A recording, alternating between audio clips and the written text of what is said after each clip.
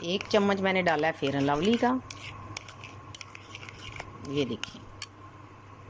अब हम डालते हैं 1 चम्मच इसमें दूध का।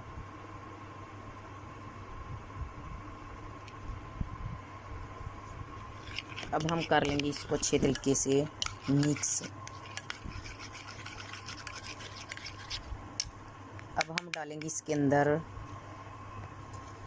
ये जो हमने ना फरकड़ी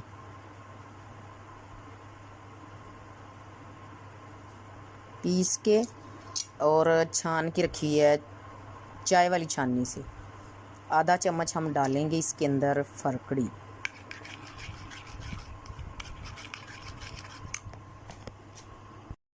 हमने जी फरकड़ी डाल दी है। अब हम अच्छे तरीके से इसको करेंगे मिक्स।